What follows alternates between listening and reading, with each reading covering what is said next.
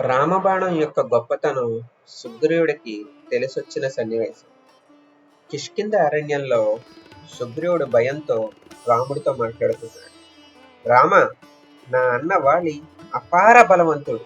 ఒకసారి దుందుబి అనే రాక్షసుణ్ణి చేతులతోనే సంహరించి అతని శవాన్ని 1 యోజనం దూరం విసిరేశాడు. అతడు భారీ సాల చెట్లను వేరులతో సహా తీసి నేలకూల్చగలడు. అతని గర్జనతో భూమి కంపిస్తుంది. సుగ్రీవుడు సందేహంతో అడిగాడు, అలాంటి వాలిని మీరు నిజంగా జయించగలరా?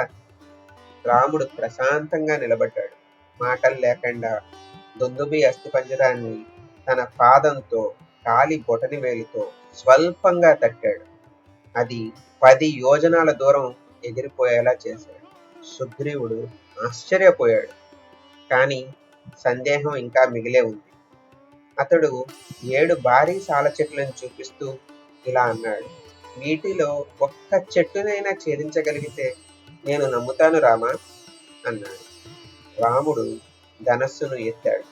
అరణ్యం నిశ్శబ్దమైంది. బాణం విడిచాడు. 1, 2, 3, 7 చెట్లు ఒకేసారి ఛేదించబడ్డాయి. ఆ బాణం భూమిలోకి వెళ్ళి పాతాళాన్ని తాకి తిరిగి రాముడి తునీరంలోకి చేరింది.